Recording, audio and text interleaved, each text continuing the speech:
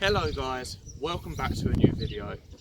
Now in today's video I'm going to do a really well requested video, and that is a buyer's guide on a Toyota Yaris T-Sport.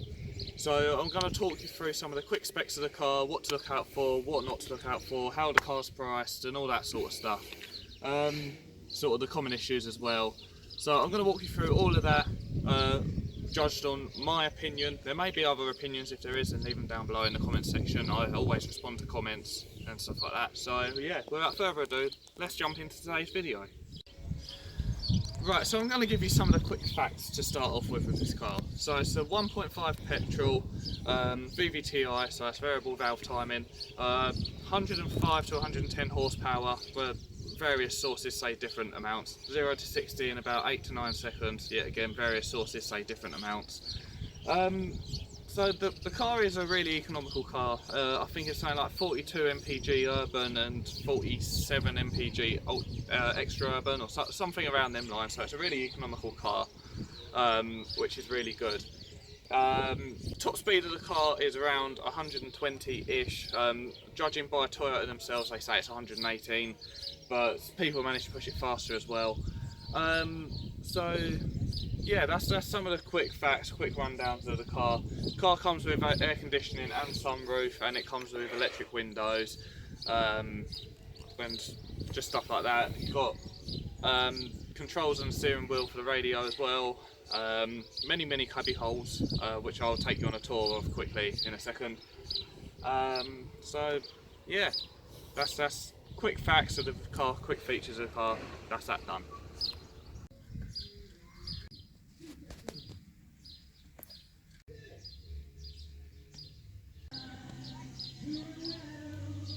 Right, so now I'm going to talk you through some of the costs of sort of how much you're expecting to pay for cars like this. There are in fact a vast amount of factors that go into how much you're likely to spend on a Yaris, especially the T-Sport. So a quick breakdown of costs and stuff like that.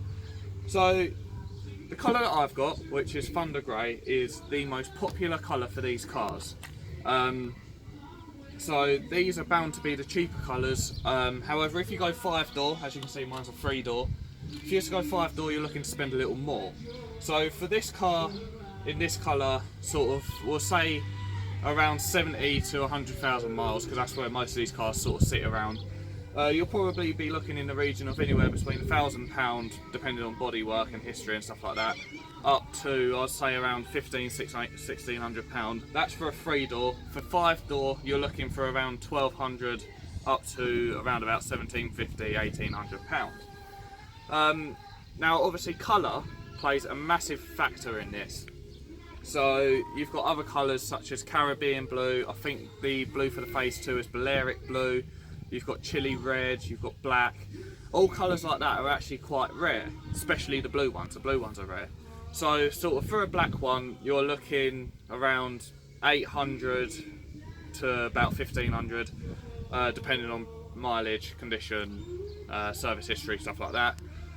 Blue ones, you're naturally looking around 1100 up to, some go as high as 2.5 grand. Red ones, you're looking around similar cost, maybe not so high.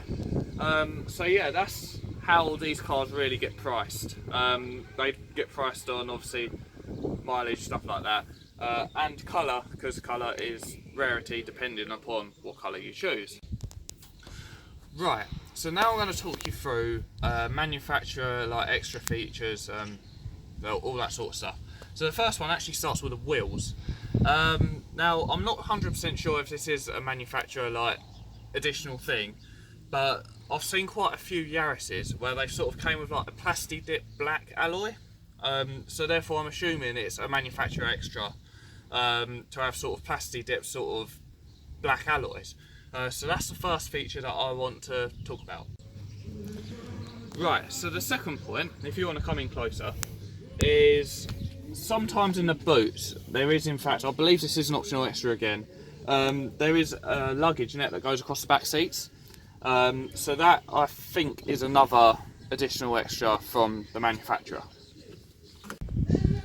Right, another feature as well is, and I don't know why, but these cars came with optional satellite navigation, which I think would replace this screen here. Now the reason why I said I don't know why is because I never actually bothered updating the system. So the system is straight from 2004. It's not that popular in these cars, but it is something to consider as well because some of them do have it. But like I said, it don't get updated. It's straight from 2004 whenever you bought the car from, and it is very rare to come by. But if you do come across it, although the system is probably crap, it'll probably still make the car be worth more as it's got the original optional extra. So that's something else. Right, the final optional extra from the manufacturer that I can think of is you get optional black side strips. What I'll do is I'll insert a picture quickly now.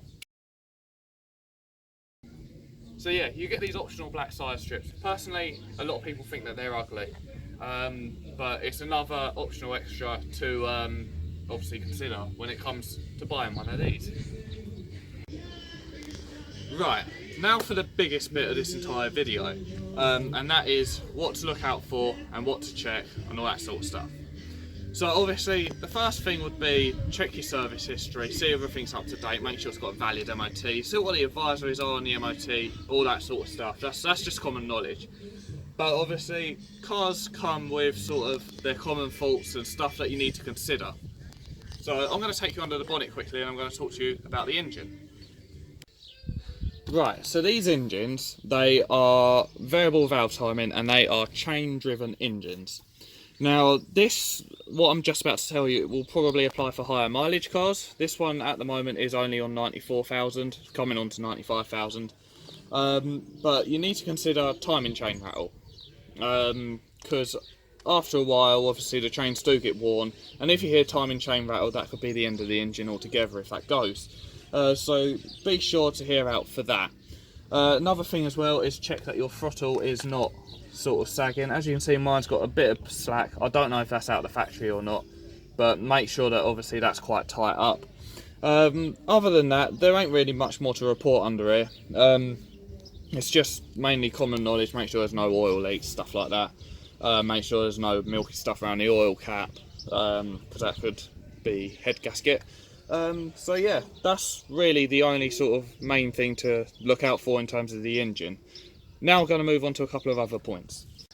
Right, now obviously this is more than likely to have been driven by boy racers and people that like driving fast and erratically. So the next thing to check, whether this car is lowered, standard suspension, whatever, make sure that when you take it on a test drive there are no sort of rattles or anything like that coming from the suspension, because that could see that the car hasn't really been well treated and has been ragged and all that sort of stuff, and if the suspension is knackered then you could be putting yourself at risk basically. So make sure that the suspension is all uptight, there's no awkward knocks, bangs or anything like that coming from the suspension side of stuff.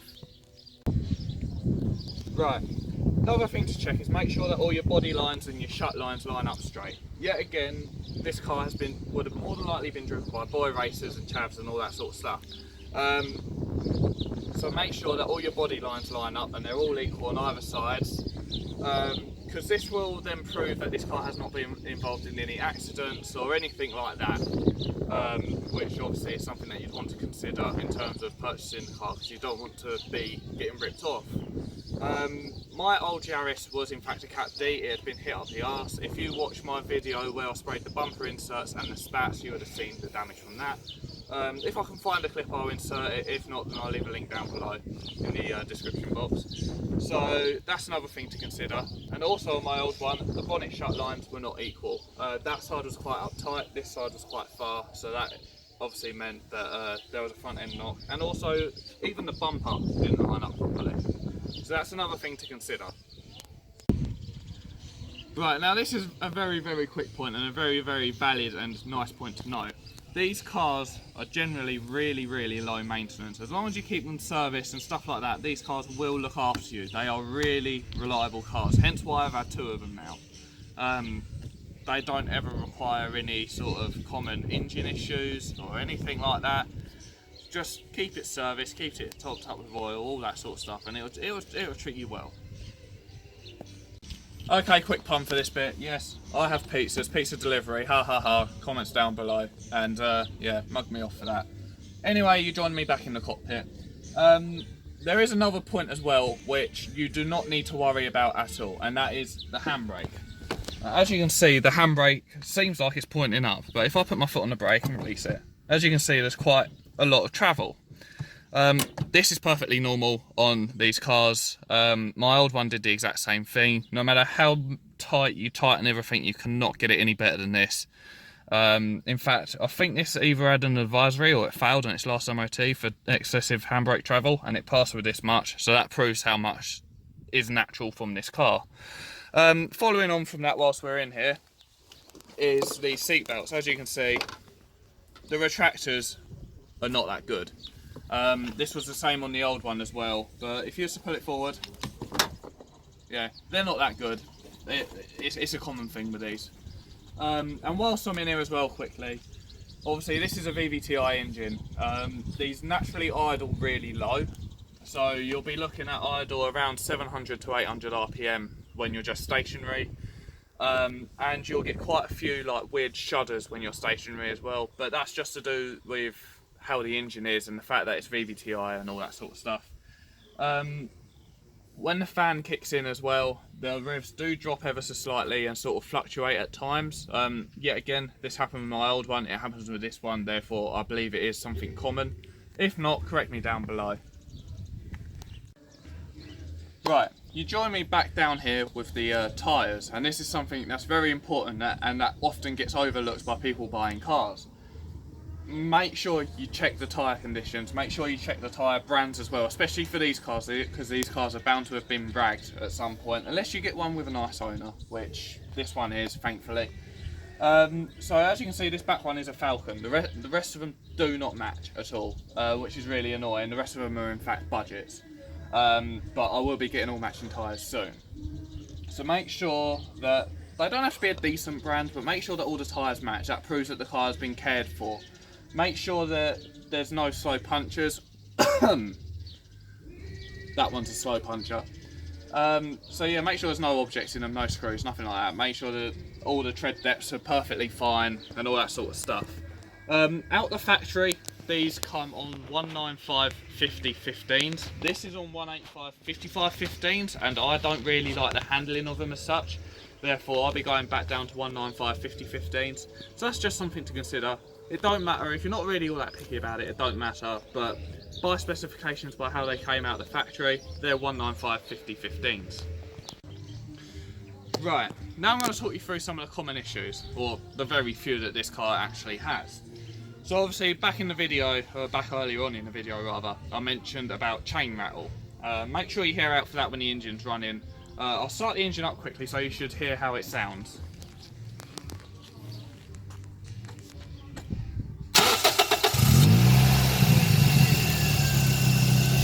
So as you can hear, there's no chain rattle, it's perfectly fine, really quiet. So yeah, that's how the engine should really sound. I'll switch it off quickly so you can hear me. As you can hear also, low idle, this is sort of idling around 800 RPM. So it's not the usual 950 to 1000 that a normal car would run at.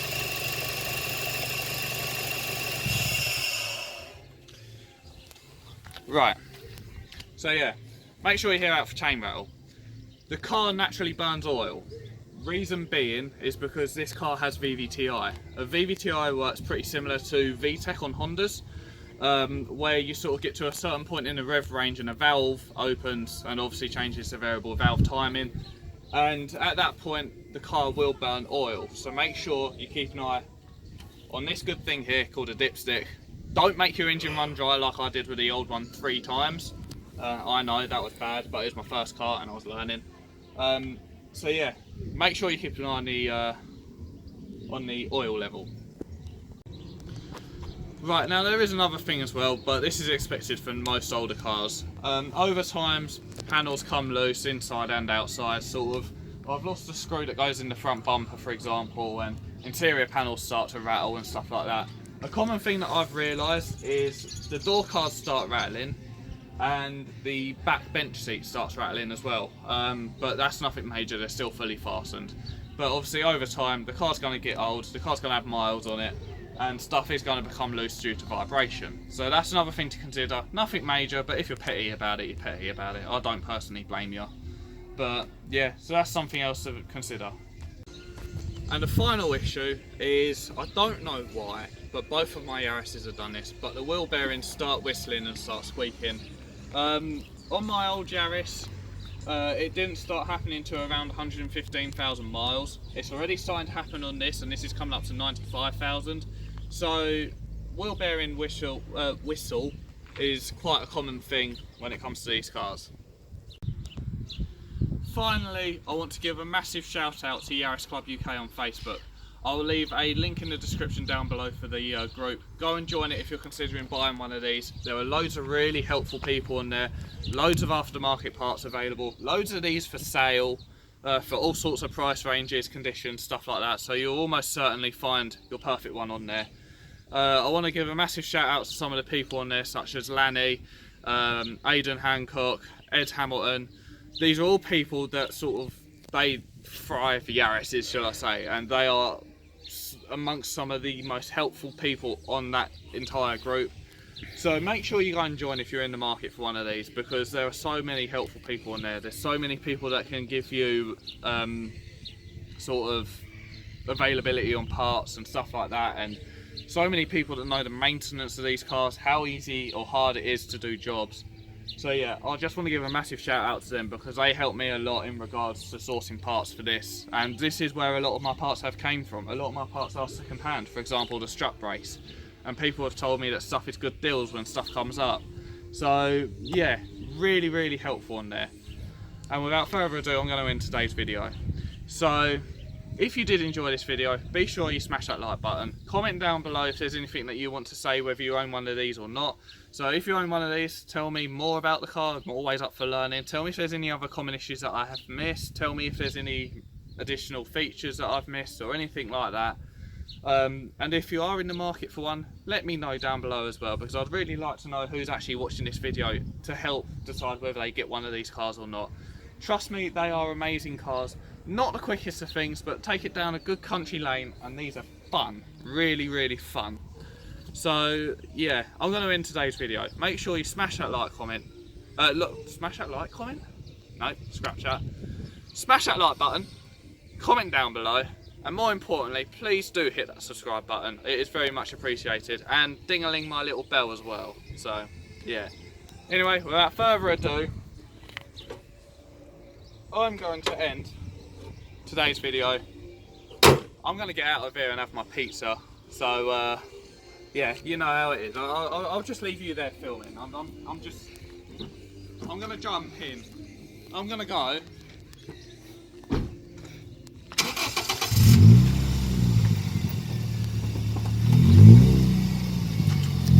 I'm going to go and get my food because I'm hungry. So yeah, I'll see you guys in the next one, yeah?